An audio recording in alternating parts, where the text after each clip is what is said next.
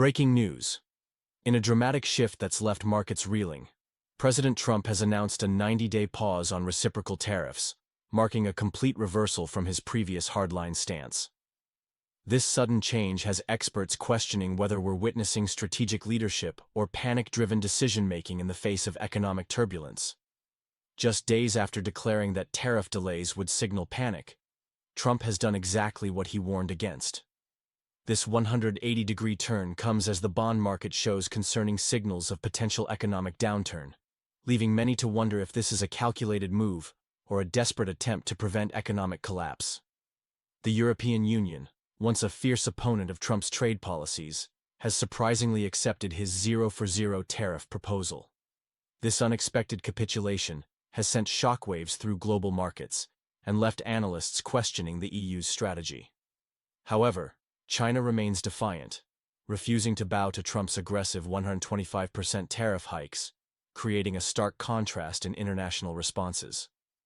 Meanwhile, American consumers are bearing the brunt of these policy shifts. Prices for imports from countries like Brazil, Indonesia, and Vietnam are skyrocketing. Essential items such as fruits, seafood, and coffee are seeing significant price increases, directly impacting household budgets across the nation. The administration's defenders argue that critics missed the art of the deal, claiming that Trump's approach is bringing countries closer to the U.S. rather than China. However, with retirement investments taking massive hits and financial markets in turmoil, the effectiveness of this strategy remains highly debatable. As Canada prepares its response to these developments, the international community watches closely.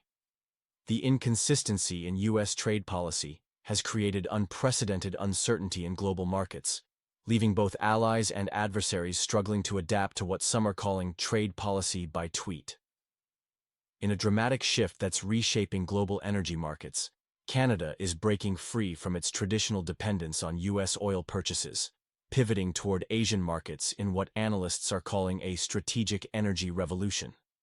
Our sources in Calgary confirm that Chinese energy giant Rang Chemical has established a significant presence in Canada's energy heartland, following controversial U.S. tariff proposals on Canadian oil and gas. This move, which includes an 800,000 barrel per day processing capacity, signals a major realignment in North American energy politics. The timing couldn't be more strategic. With the completion of the Trans Mountain Expansion (TMX) project in early 2024, Canada has effectively created its own gateway to Asian markets.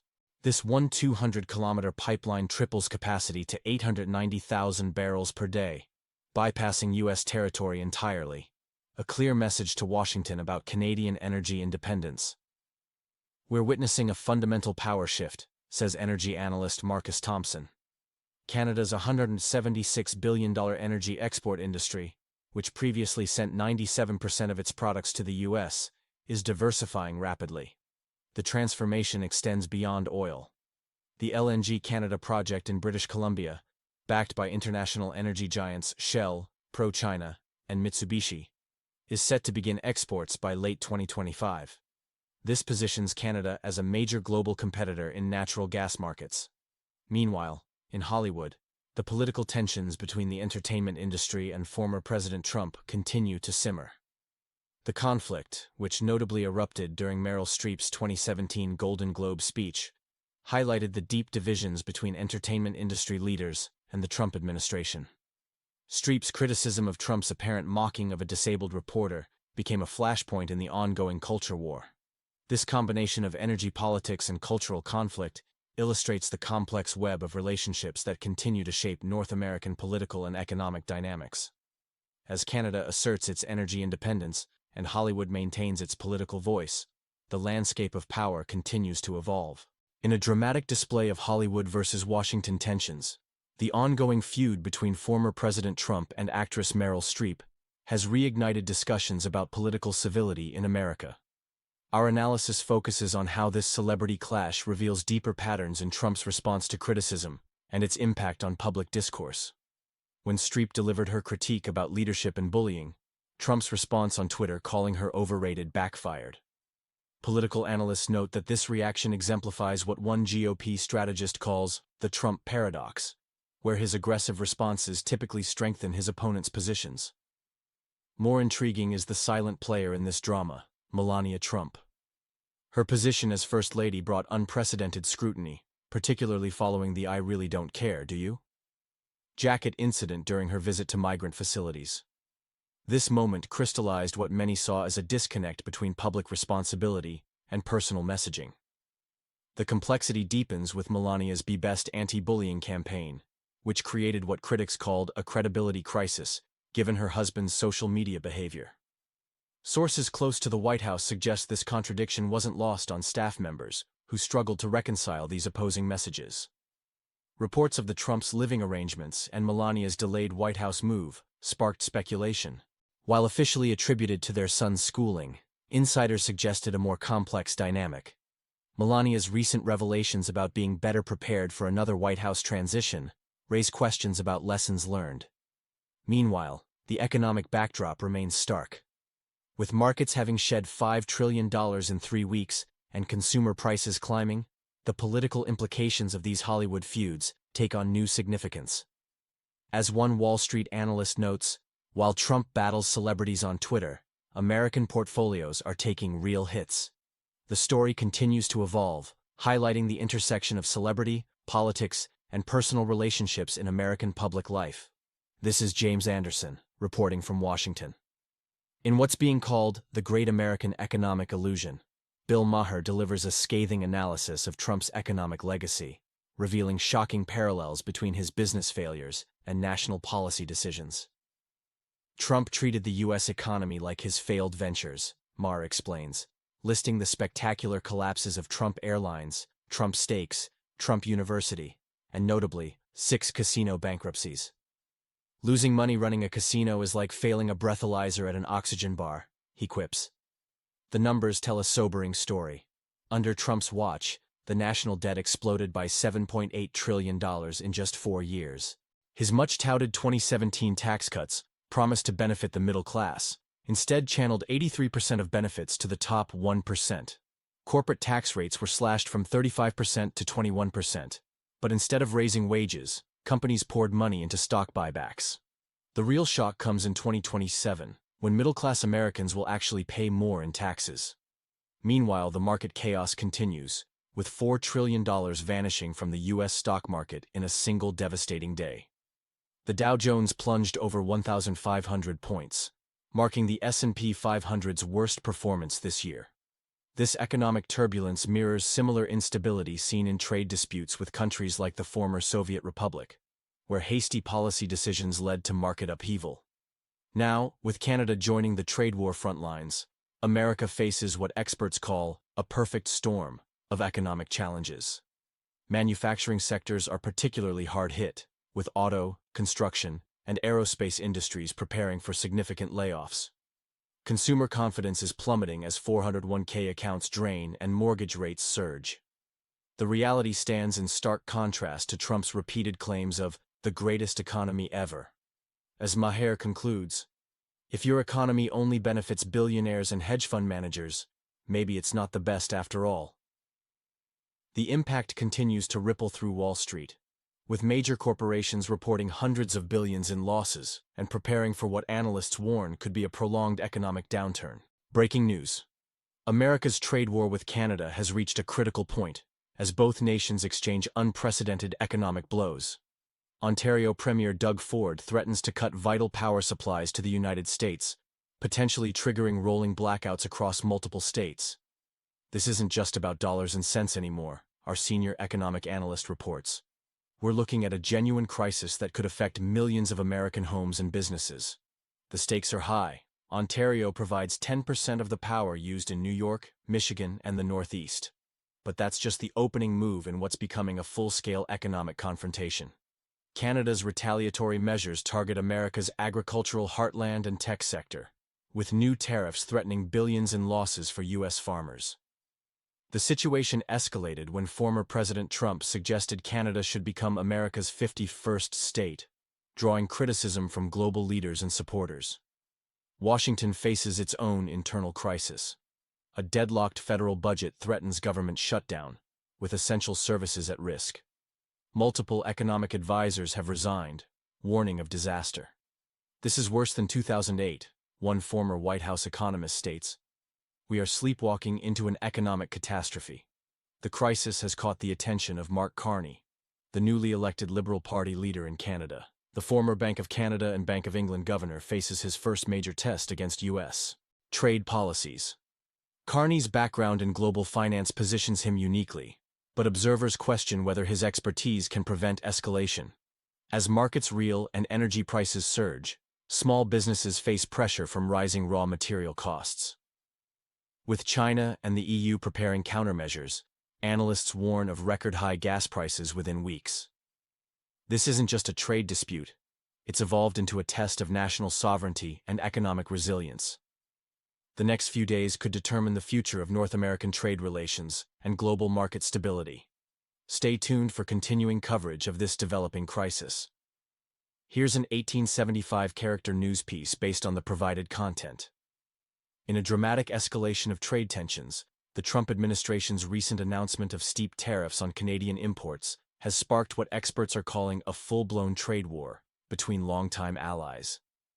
The U.S. has imposed a 25% tariff on steel and 10% on aluminum from Canada, with additional tariffs targeting lumber imports, despite Canada supplying 34% of America's imported lumber. Mark Carney's firm stance against these measures has become a rallying point for Canadian sovereignty. "We do not want to fight, but we will not bow down," Carney declared, announcing retaliatory tariffs on American agricultural products, technology, and consumer goods. The economic implications are severe. Experts warn that Canada could lose up to 100,000 manufacturing jobs if the trade war continues. Meanwhile, consumer prices are rising on both sides of the border, with Canadian exporters facing billions in potential losses. In a peculiar twist, the Trump administration attempted to justify these tariffs as part of a fight against fentanyl trafficking. However, U.S. Customs data reveals only 43 pounds of fentanyl were seized at the Canadian border last year, less than 1% of total U.S. seizures. As one economic expert noted, if fentanyl is really the main reason, why aren't these tariffs targeting Mexico, where smuggling is 100 times greater? The situation has dramatically reshaped Canada's political landscape ahead of upcoming elections. Conservative leader Pierre Poilievre has attacked Carney's approach, claiming he's helping Trump take our jobs. The election has become a referendum on Canada's relationship with the U.S. Adding to the complexity, China has responded to Trump's policies with its own tariffs on U.S. agricultural products, threatening critical high-tech industries and vital minerals. The impact on U.S. farmers could be devastating, with $22 billion in soybean exports to China alone at risk. This multi-front trade war threatens to disrupt global markets, affecting supply chains and consumer prices worldwide. Good evening, I'm John Davidson, with breaking news on America's economic challenges and political turbulence. China's retaliatory measures against U.S. tariffs are expanding beyond agriculture into critical sectors, threatening America's technological superiority. Beijing's strategy targets rare earth elements, crucial for semiconductor and military equipment production, potentially disrupting smartphone manufacturing and defense capabilities. Market analysts warn of widespread consequences. We're looking at potential price hikes across consumer goods, from iPhones to electric vehicles, says Dr. Margaret Chen, chief economist at Global Market Insights. American companies may face unprecedented supply chain disruptions. The economic impact is clear. Wall Street saw a $1.2 trillion loss in 1 week, showing diminishing investor confidence. Small businesses, particularly in tech, are bracing for impact as costs soar. The political fallout is significant. Former President Trump's approval ratings have dropped below 40%, a historic low. This decline reflects dissatisfaction with his economic management and pandemic response among swing voters and Republicans. It's a perfect storm of policy missteps, explains political analyst Robert Freeman. The tariff disputes with Canada and Mexico, combined with China's retaliation, have created economic uncertainty.